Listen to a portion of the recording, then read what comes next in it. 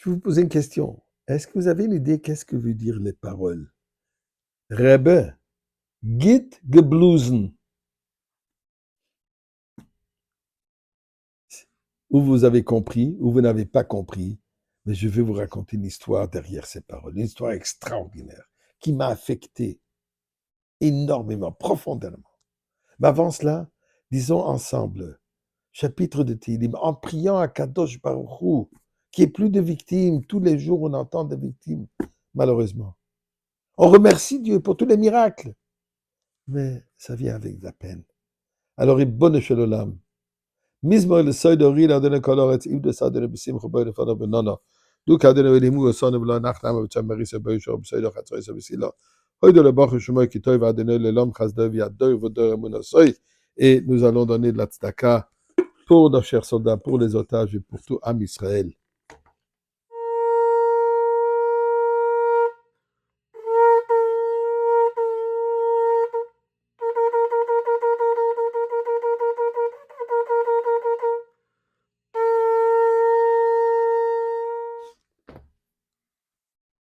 Eh bien, vous avez entendu le chauffard. C'était plus ou moins Git Geblusen. Traduction de ces paroles.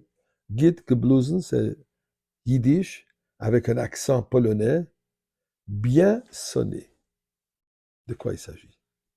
Eh bien, il y a quelques années, plusieurs années déjà, un Rosh Hashanah, je fais ma visite, je rends ma visite dans une des prisons à Montréal pour célébrer avec les quelques prisonniers juifs la fête de Rosh Hashanah, leur donner un bon repas et bien sûr faire un peu de prière et sonner le chauffard, Mifta chauffard. C'est une prison que je visite tous les semaines.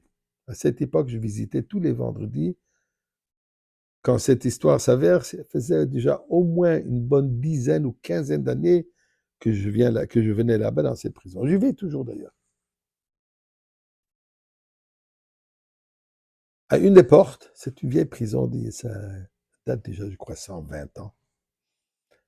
Parmi les différentes portes, il y a encore quelques portes qui ne s'ouvrent pas électroniquement de la centrale, mais il y a un gardien assis à côté de la porte avec une clé, une grosse clé ancienne qui ouvre et qui ferme la porte. J'arrive tous les vendredis, un gardien qui est assis là-bas, je lui dis gentiment bonjour, et lui me répond avec un accent québécois lourd, bonjour. En quittant, bonne fin de semaine, et il me répond bonne fin de semaine avec son accent. Ceci, au moins une bonne dizaine ou quinzaine d'années.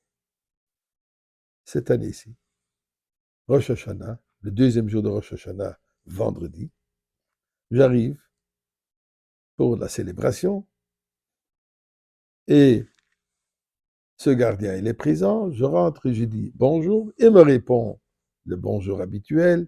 Je vais dans le petit bureau où je tiens cette cérémonie, on sonne le chauffard, on mange, on fête. Et en quittant, il m'ouvre la porte pour sortir, et je lui souhaite bonne fin de semaine. Et là, il me dit, Rebbe, geht geblusen. Monsieur le rabbin, vous avez bien sonné. Mais il a dit avec un accent yiddish polonais tellement vrai que j'étais surpris. Je lui pose la question, mais où est-ce que vous avez appris un si beau yiddish? Il me dit, was heißt? Qu'est-ce que tu veux dire? Ich bin Chayid, je suis juif. Là, j'arrive pas à croire mes oreilles. Ça fait 10 ou 15 ans que je le vois tous les semaines, sans exception, presque. Jamais il a fait signe, il a donné signe qu'il est juif. Et je lui pose la question. Et cette fois-ci, je lui pose en yiddish. Was heißt? Pourquoi est-ce qu'aujourd'hui tu t'es identifié comme juif? Jamais tu l'as fait. Il me regarde et me dit, was heißt?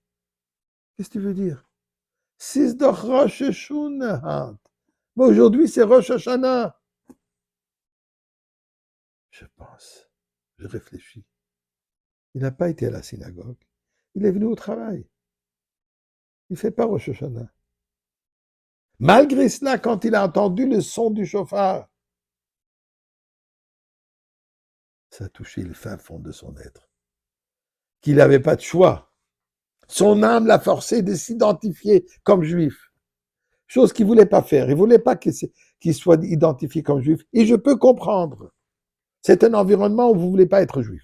Sauf si vous êtes rabbin là où ils ont respect. Mais autrement que cela, non, vous ne voulez pas vous identifier comme juif. Je comprends. Mais ici, il n'avait pas le choix, il fallait que s'identifie.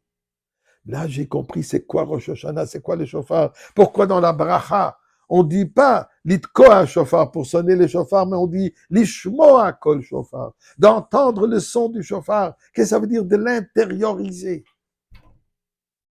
Ça, c'est Rosh Hashanah. Ribono shel olam, on veut déjà entendre, intérioriser, voir le chauffard de Mashiach. Maintenant.